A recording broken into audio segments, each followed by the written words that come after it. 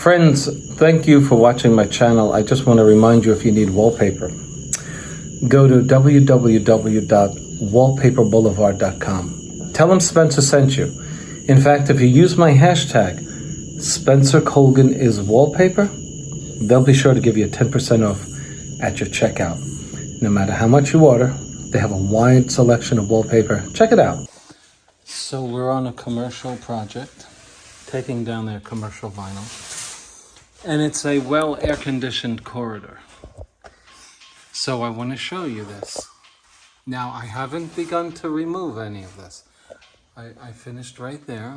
I'm making my way over here. And I came to this double cut seam. This is typically where a wallpaper hanger will take this sheet, overlap it over to about here, and cut it right to over here. You can see just it's wavy. You know, he didn't use a straight edge. He just kind of went about it free-handedly. But that's not the issue here. My question is, do you think that he penetrated the sheetrock underneath the seam? And does this peeling back of this seam necessarily mean that the sheetrock has been violated behind it? What do you think? I would say that the sheetrock is scored. I would say so. Because the adhesive should keep this down. And so if he really gouged the sheetrock underneath it by a very heavy-handed cut, you could expect that the sheetrock underneath is sliced as well. But lo and behold,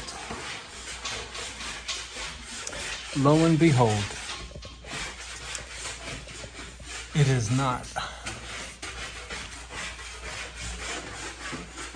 To my surprise, it is not.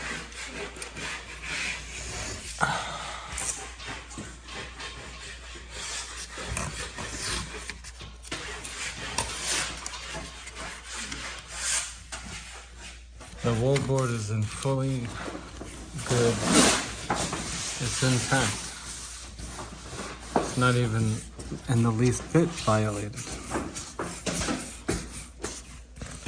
So why did the seam pop?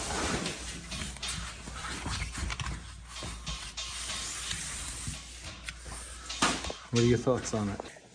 So if he treated the wall, I mean, look how good the wall is, right? Intact.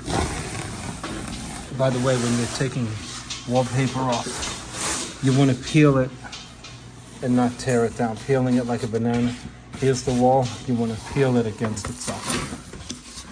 Do the least amount of damage. That's raw plaster, and this is paint. So, I mean, you see the seam. I gather he used a straight edge to do the cut. Now, what happened? This is 2 years after COVID-19. A lot of commercial places shut their air conditioners down or operated them at a minimum.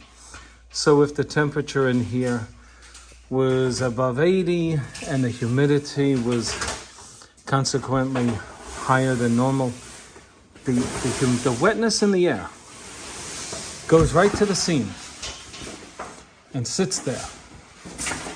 And eventually the water works its way into the seam, runs down the seam, touches the wall, and this over time lifts the wall covering off of the wall and will show itself like this. Water gets in here because there's a cut here. There's a breach in the wall covering. And so it gets in there over time, and eventually the water, which is what we use to get wallpaper off, it gets in there. It just detaches this wallpaper from the wall. And you can see that we have another seam where the wall is not cut. A lot of people think that these seams develop because you cut the wallboard behind it. But I'm here to tell you that that's not necessarily the case. Look, here's your seam, and here's the wallboard underneath. So, what's the moral of this video? The humidity level that is acceptable is 4% or less. Otherwise, wallpaper manufacturers will tell you that you have to get a humidity, you have to reduce the humidity if it goes beyond 4%. Okay? So, humidity mitigation.